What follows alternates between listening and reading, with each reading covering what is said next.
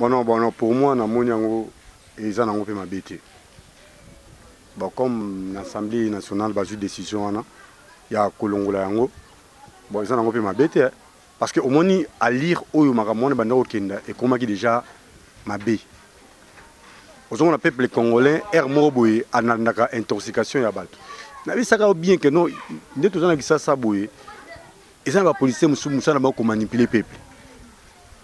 Vous comprenez? J'étais footballeur, na to tamboli moi na ba pays mususu en Afrique. On a compris que non Ramwana, était na Rwanda. Yo kasi Ram na Rwanda te.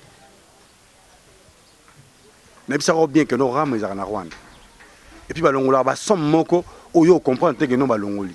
Il y a lelo que non et ça dit que non Rwanda est comme ville moko le plus propre na Afrique. Parmi les villes les plus propres na Afrique, Rwanda est comme. Pourquoi? Et ça par rapport à la taxe wana. Manière oyo bakendela ki nango na makambaram, c'est pour cela il faut ka balongola ngo. Et te dit et puis je répète, ce qui président de la République oyo kangai na par rapport à discours oyo salaki a benga na bate belé na gouvernement bazo aider à tamukieti. Et je pense que le président dit ceux qui to simani biso ba congolais makamu nyon surtout et que ça la nini et ko bonga et puis Congo oyo commandé mususu. Mais bate belé baza na gouvernement wana.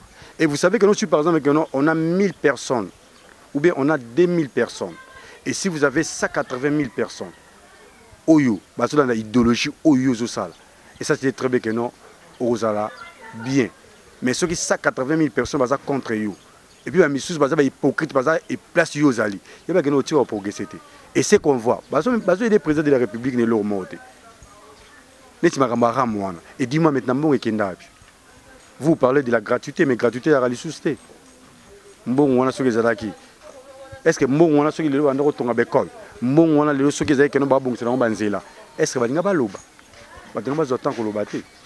C'est que mon on est tellement et ça là et le côté, c'est pour cela que nos peuples congolais commencent à déclarer et puis en plus de ça, n'engue pas une décision ana ba longola yango. Et puis président de la République peut abenga na bango, na ba o so ba ministre so ya ba o wana ba longola bango. Ba ça la remaniement ba kena bango. Pour que non pour les choses à la bien, il faut gouvernement wana mingi ba ça la bango remaniement ba longola bango. Et c'est pas important de garder les gens qui ne travaillent pas. Kako ibambon. Oh, biso beto zali, c'est pas te bébé bazali, opi bazana motema rosunga batu, bazali, opi bakoza na gouvernement na pe ba pesi président de la République pena coup de pouce. Et ba Vital Kamerhe. Ko bande les banda to ba ki ramezali escroquerie. Ramezali moyibi parce que rameza na komboté et loko moko eza monstre. Rameza ni taxe, eza ni impôt et comment redevance. Alors, tram wana ba explication nango ezaka clair. Te tabu to belaka na etano ike pona kolobaki. Chef de l'État et morata la makambo parce que ram ezo sala bato passe. Ram tozo vivre en kana ba téléphone. Ezo lia biso ba unité ezo kela biso mawate. Mais kasi mbongo na biso ya passe ba unité na biso passe ezo kende zo mona na te. Le col l'Assemblée nationale bieza nil pas. Premier ministre parle baki aibi makamara wana te. So ramango ezo mona na kana ba unité ezo kende wapi. Mokonda mboka zo ba disposition na eba supprimer ram wana parce que ram wana ezo servir na loko te biso to kanisa ke tango ba kozwa mbongo wana e ko sunga pona osala misala po e ko mona na mbongo mbezo ba place zo kende te mais bazo kataka batu donc eza malamu te to sengi ba supprimer ram wana toza d'accord na commission PAJ Assemblée nationale sengi ba kataka ram wana ba longola ngopo ezali ka ronyo ko la biso ba congolais na passe toza nango déjà oyo ko lia malamu te transport malamu te ram e ko zo biso sunanda mbongo toza nango donc eza passe ba longola yango la RAM est bien, mais ce que les gens doivent savoir, la RAM est appliquée partout dans le monde, ils ont taxe, ils ont redevance. Dans l'anda qui débat la commission de l'Assemblée nationale, balongoli yango parce qu'il y a des soupçons et puis ba politicien basi ba côté si biso ba ponani ba population makambo belé na mutu. Au RAM, ils ont la commission à président, azoli yango mbongo, yenda zo contrôler yango de salmabe. Ceux qui prennent exemple mbongo wana RAM. Oteoka qui 350 millions et kotaka ke bazotonga banzela na vie province ya Kinshasa bazoti en pona régie des eaux bazotonga ba école bazotonga ba hôpitaux est-ce que biso population tonga to silika to siliki ne parce que bango ba politicien entourage na ya mabe wana yo de wana bazui mongo arame basani de balier or mongo arame wana comme redevance ezali pour le développement ya mboka ce qui concerne ram na lobi boy que la presse congolaise dise la vérité. Dans un pays où la presse ne dit pas la vérité, c'est la mort. Et chose grave, je demanderai à Patrick Mouyaya, faites quand même un effort.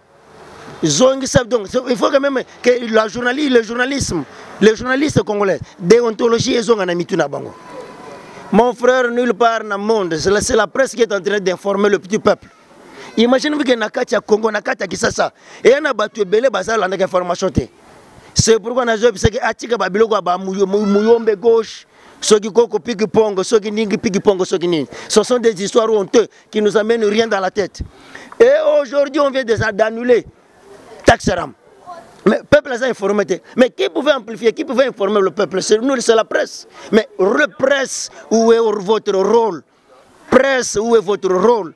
Et nous sommes le seul pays au monde où tu vois les leaders politiques dans la chaîne de télévision. Mais qu'est-ce qu'ils vont dire? Qu'est-ce qu'ils vont dire? Ils vont dire quoi? Ils vont nous donner quoi? Ils vont inculquer quoi? Patrick Mouyaya, fait ton travail. Tu es jeune, je t'encourage. En toi, il y a quand même une éthique. Mais fais ton travail. Il ne faut pas la mais d'abord, en tant que communication à presse, mais tu devais quand même montrer et faire éclaircir au peuple congolais.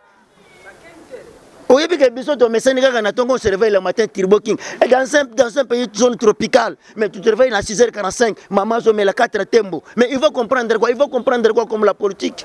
C'est ainsi que lorsque le régime a fidèle lié, et le Benani, Toti la Bango Masanga, Akene Bangi, Lotoko, Bombay, pour que les gens ne s'intéressent plus à la politique, mais Bakosi. Dieu nous avait grâce, nous a donné un homme. Il est venu quand même effacer cataracte aux Alanamisou. On va comprendre. Le peuple congolais, on prend notre destin en main. Mon frère, je vous dis ceci.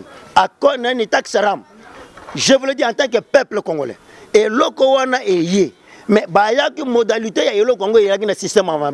Mais je vous le dis que tôt ou tard, le peuple congolais prendra son destin en main. Et on est en train de prendre sa main. Et puis toutes ces histoires-là, ils vont quitter.